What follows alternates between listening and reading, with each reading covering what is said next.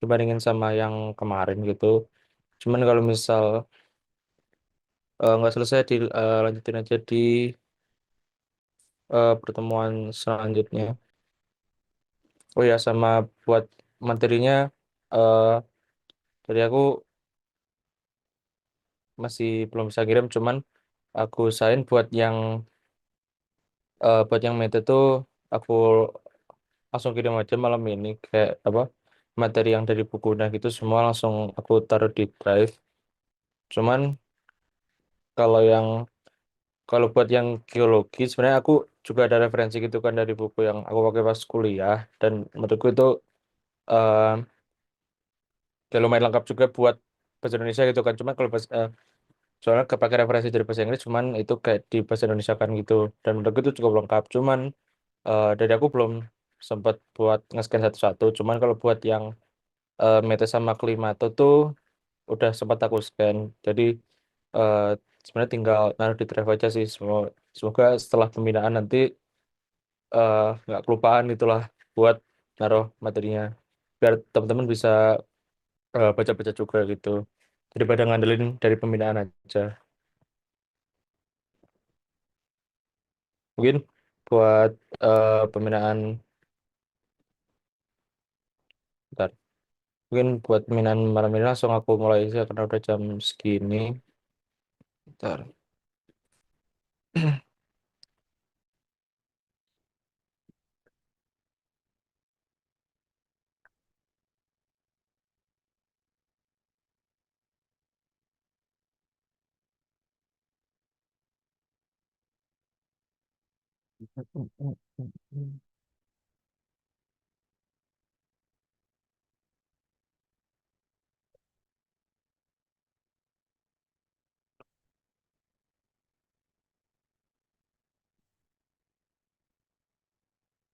Nah, jadi buat pembahasan terkait difusi pada langit tak berawan, buat poin yang pertama itu yang bakal kita bahas tuh, yaitu jika sinar matahari dalam menyelarnya bertemu dengan benda yang punya dimensi sangat kecil, maka dia bakal ngalamin pemantulan, pembiasan, sama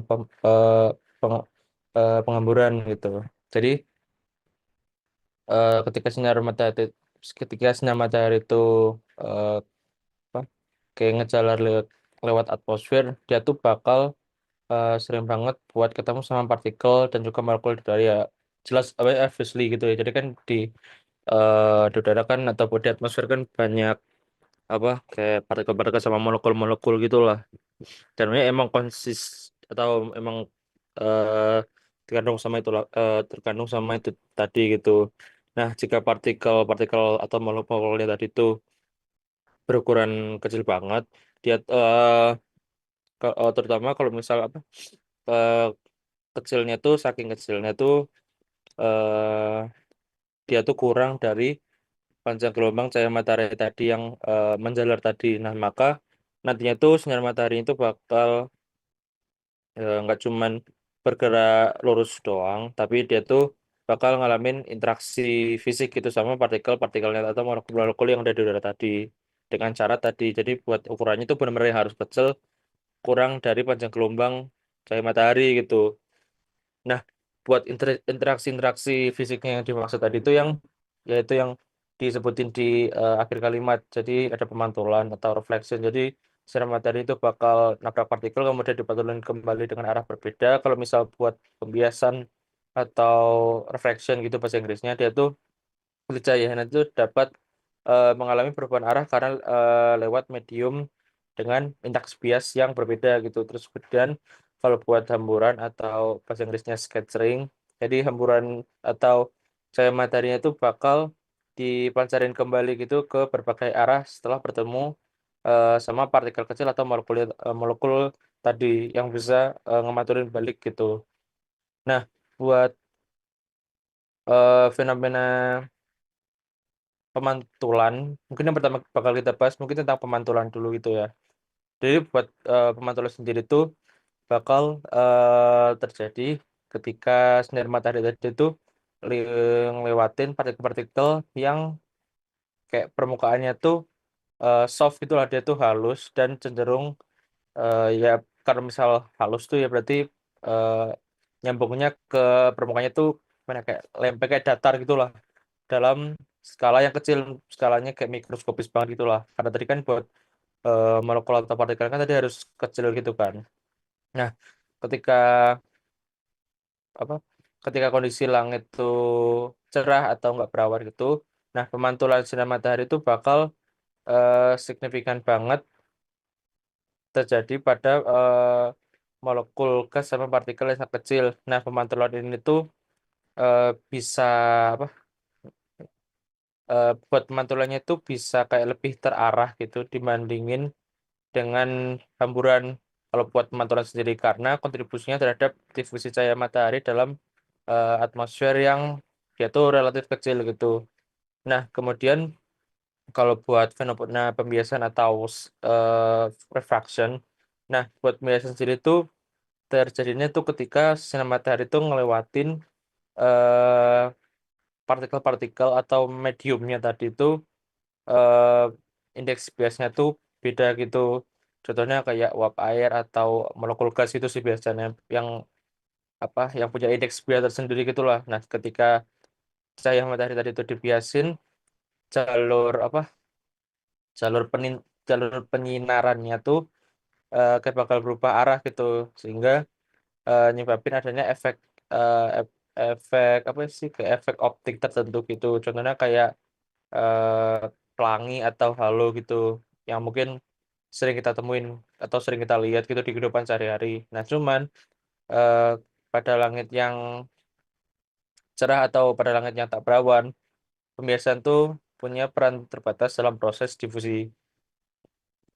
Nah, kemudian buat fenomena yang lainnya itu tadi fenomena hamburan ya. Jadi buat fenomena hamburan atau scattering itu eh, sebenarnya dia buat hamburan ini tuh jadi proses yang utama itu loh buat atau yang berkontribusi paling besar buat nyebabin difusi cahaya matahari di langit yang cerah atau langit yang tak berawan. Nah, buat apa, jenis hamburan sendiri itu yang utama terjadi di atmosfer mungkin teman-teman udah pernah dengar juga. Jadi ada hamburan Rayleigh sama hamburan Mie. Nah, kalau buat hamburan Rayleigh sendiri itu eh, terjadinya ketika matahari itu ketemu sama molekul udara atau partikel yang ukurannya itu jauh lebih kecil daripada panjang gelombang cahaya. Contohnya kayak molekul oksigen sama nitrogen itu dia tuh lebih kecil ukurannya daripada panjang gelombang cahaya. Nah, buat taburan relief itu nantinya bakal berpengaruh atau bakal kayak bertanggung jawab buat warna langit itu yang warnanya biru gitu karena gelombang pendek, gelombang cahaya tampak yang pendek kayak biru sama ungu itu lebih mudah dihamburin gitu eh, dibandingkan gelombang cahaya tampak yang dia tuh panjang kayak merah gitulah contohnya. Dan ini ada gambarnya nggak ya tadi tak?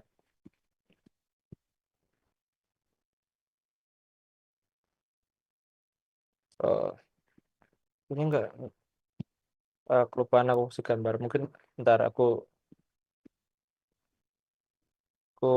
tambahin bentar.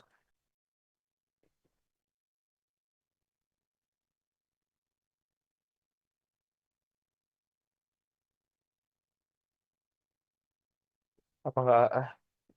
Sebenarnya buat gambarnya ada di itu sih apa di Metode mungkin langsung share screen aja biar taktis daripada harus nambahin di itu dulu. Ntar.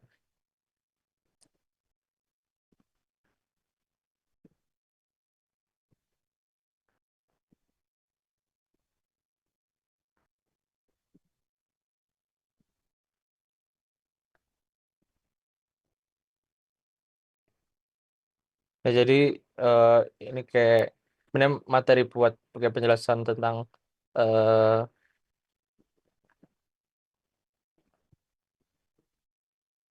tentang hamburan tuh ada di materi ini. Cuman ini babnya udah bab jauh sih bab 20-an.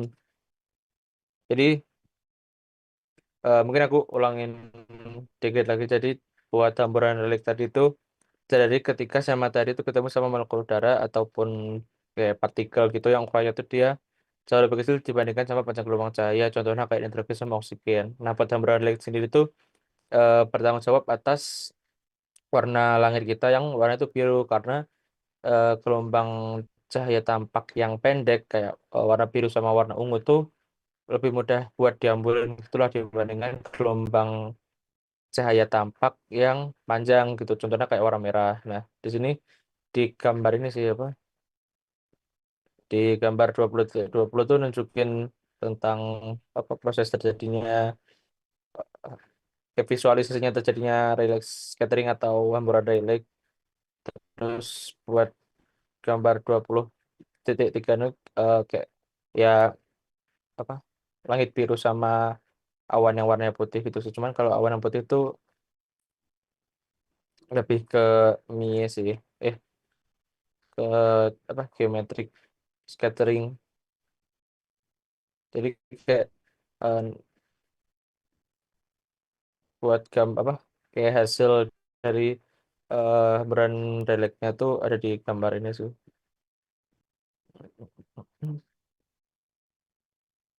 Nah, mungkin aku lanjut dulu.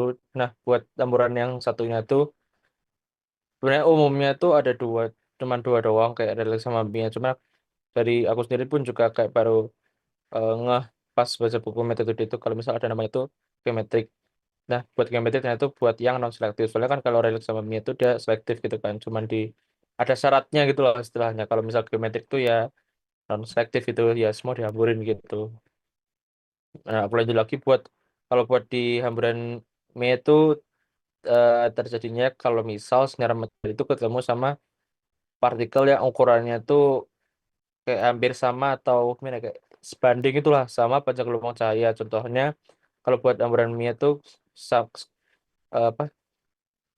Kalau misal di sini tuh buat partikelnya tuh dia condong ke partikel aerosol ataupun partikel debu kecil yang ini kan di sini ada type partikel sama partikel diameter kan. Jadi kalau buat hamburan mie tuh buat ukurannya tuh segini sekitar segini yang mana dia tuh hampir atau hampir mirip atau sebanding sama ukuran panjang gelombang cahaya gitu. Nah, biasanya itu buat tipe partikelnya itu lebih ke aerosol atau polutan gitu atau partikel-partikel debu. Nah, buat hamburan mie itu cenderung nggak selektif terhadap panjang gelombang sehingga buat warna yang dihasilkan itu lebih gimana ya, lebih netral gitulah. Jadi dia tuh lebih condong ke putih ataupun abu-abu gitu. Contohnya warna putih di kabut. Ini kan ada Witches Haze sama Clear In Cloud Near Sun kalau buat hamburan mie.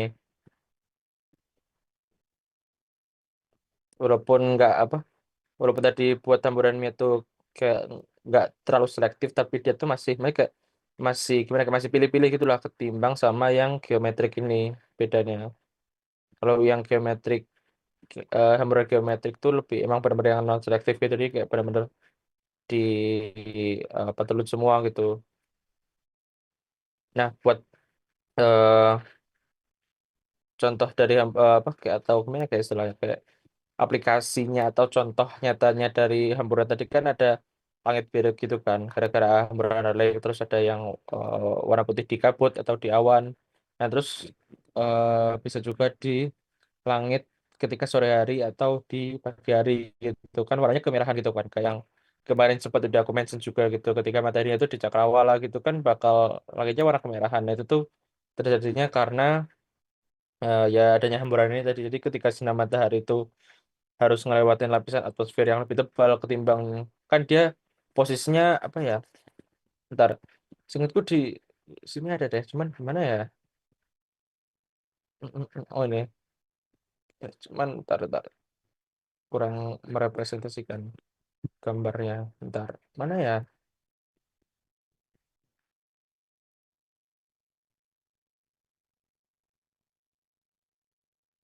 Kalau nggak salah pernah lihat, tapi lupa.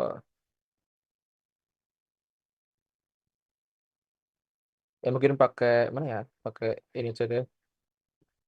Nah, jadi kan ketika matahari itu rendah atau istilahnya di dekat-dekat cakrawala gitu kan, jadi sinar matahari itu ke lebih gimana? Ke lintasannya itu bakal lebih panjang gitu kan, ketimbang dia tuh tegak lurus. Ntar aku mau ketika di dekat-dekat cakrawala gini kan kayak apa? Buat panjangnya kan panjang lintasannya lebih panjang gitu ketimbang kalau misal eh mata mata itu misal kalau mataharinya itu ada di tegak lurus gini, dia kan lebih pendek biasanya. Nah, dengan ada dengan sinar matahari tadi yang harus melewati lapisan atmosfer yang lebih jauh dan lebih tebal, otomatis kan sinar matahari itu bakal gimana ya, lebih ngalamin banyak atenuasi gitu kan kemarin istilahnya. Jadi kayak lebih banyak ngelewatin partikel-partikel dan molekul-molekul dan sebagainya gitulah, sehingga gelombang cahaya tampak yang panjang kayak yang merah ataupun orange itu tuh bakal lebih ngedominasi atau lebih gimana ya, istilahnya itu lebih kelihatan karena buat gelombang cahaya tampak yang pendek dia tuh udah di apa udah kan dia gampang dihamburin gitu kan kalau yang pendek, jadi dia tuh udah ngilang duluan gitu di awal-awal gitu. Jadi kan nah, kalau misal di sini kan kayak semakin ke sini kan semakin orange atau merah gitu kan, karena ya di awal-awal kayak warna-warna yang commonly kita temuin kayak misal tadi langit yang warna biru tuh udah hilang di awal gitu, sehingga yang kesisa atau yang bisa survive sampai di akhir dan akhirnya bisa kita lihat tuh cahaya tampak yang panjang gelombangnya tuh panjang gitu. Jadi kayak gitu alasannya kenapa kalau misal di pagi atau sore hari itu warnanya kayak kemerahan gitu.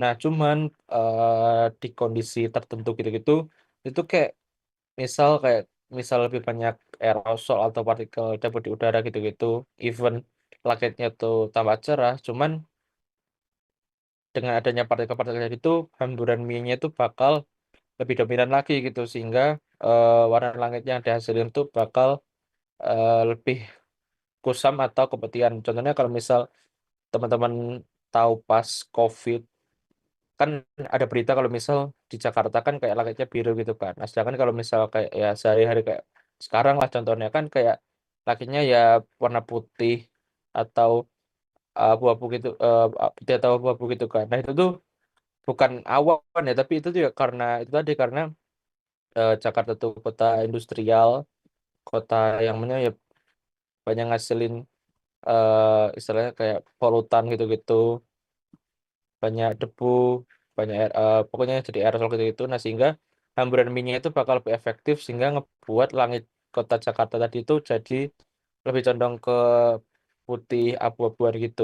Jadi itu bukan awan gitu sebenarnya, tapi ya itu tadi gara-gara ada hamburan minyak yang didukung sama partikel-partikel aerosol yang ada di kota Jakarta tadi.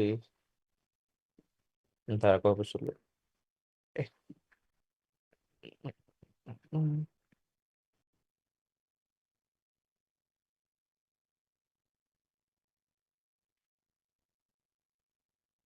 Mungkin ntar, aku kembali lagi ke PPT.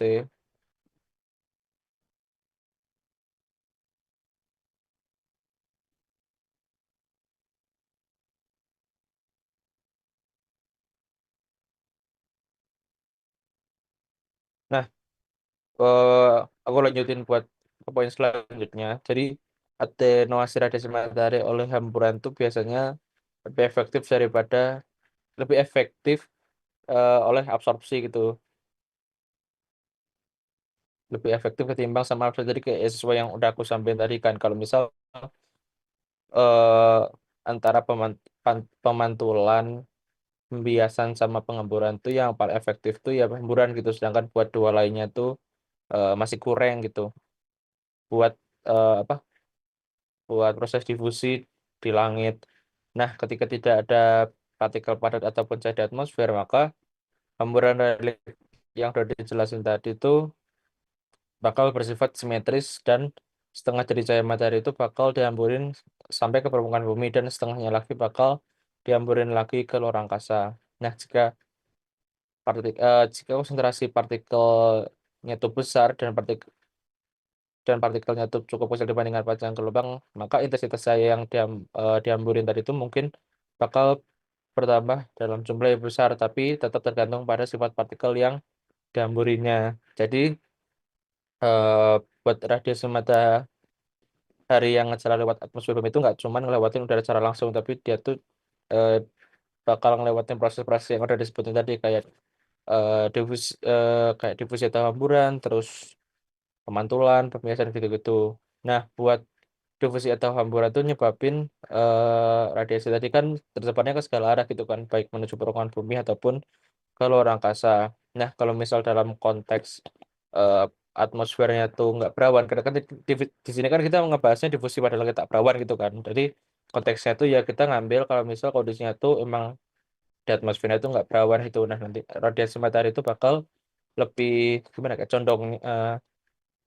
bakal lebih condong buat di, dihamburin ketimbang dia tuh diabsorpsi ataupun dipantulin gitu. Nah, tadi kan udah dijelasin juga gitu kan, namanya bedanya hamburan sama pemantulan untuk apa gitu tadi. Kan kalau misal pemantulan kan terarah gitu, misalkan kalau buat hamburan tuh lebih ya acak-acakan gitulah arah itunya apa arah pemantulannya. Jadi kayak ya sebenarnya prinsipnya sama, cuman beda itu ya, beda itu tadi lah. Nah, tadi kan radiasi matahari kan lebih condong buat dihamburin gitu karena buat hamburannya itu sendiri pun terjadi ketika radiasi gelombang elektromagnetik yang dari matahari itu bertabrakan sama molekul-molekul ataupun partikel-partikel yang ada di atmosfer gitu kayak partikel gas, partikel polutan, aerosol gitu gitu. Nah, efisiensi dari hamburannya sendiri itu biasanya lebih efektif ketika atmosfernya tuh dipenuhi sama molekul-molekul molekul-molekul ataupun partikel-partikel yang tadi udah disebutin. Contohnya kalau misal gas tuh ada nitrogen sama oksigen gitu yang dia tuh ukurannya lebih kecil daripada panjang gelombang matahari gitu. Yang mana buat molekul-molekul atau partikel-partikel itu bakal efektif banget buat dia tuh nyebarin eh, cahaya matahari pada panjang gelombang yang emang dia tuh gimana ya istilahnya itu emang eh, khususnya gitu loh kayak emang apa ya kayak keahliannya dia gitu lah yang cocok-cocokannya gitu. Nah, buat eh mungkin kita balik lagi buat ngebahas Miranda Lake gitu kan. Karena eh, mungkin sedikit menyinggung lagi. Jadi buat Miranda Lake itu em, kalau misal di atmosfer itu nggak ada partikel-partikel padat ataupun cair cair kayak debu atau aerosol, maka hamburan yang dominan tuh bakal hamburan relik ini gitu. Nah, buat hamburan relik tuh eh, karakteristiknya tuh dia tuh simetris. Jadi buat hamburan relik itu dia tuh ngedistribusiin cahaya mataharinya tuh secara merata gitu dengan ya yang tadi udah disebutin, jadi setengahnya itu diarahin ke permukaan bumi dan setengah lainnya itu bakal diarahin lagi ke luar angkasa. Nah, sedangkan kalau misal karakteristiknya dari panjang gelombang tuh hamburan relik tuh bergantung banget pada panjang gelombang radiasinya gitu. Jadi ketika panjang gelombangnya tuh dia tuh pendek kayak cahaya biru tadi, dia tuh bakal lebih mudah dihamburin ketimbang panjang gelombangnya tuh panjang gelombangnya itu panjang kayak contohnya tuh merah, sehingga itu tadi yang nyebabin kalau misal eh, apa ketika di siang hari itu langitnya warnanya biru, sedangkan kalau misal di apa pagi ataupun sore itu warnanya itu cenderung ke oranye gitu. Nah, buat buat efek dari partikel ke dalam suatu hamburan tuh adalah kalau misal ketika partikel di atmosfer kayak contohnya tuh debu, asap atau aerosol tuh nyebabin sifat hamburan itu bakal berubah-ubah gitu tergantung gimana konsentrasinya gitu. Soalnya partikel-partikel ini tuh yang nantinya itu bakal istilahnya itu berinteraksi gitu sama cahaya matahari, sehingga intensitas hamburan itu bakal bergantung pada partikel-partikel ini. Nah, buat eh, faktor-faktor dari partikel ini yang mempengaruhi hamburan tuh, nah mungkin aku lanjutin di Zoom selanjutnya aja biar nggak putus, karena udah tinggal kurang dari 1 menit.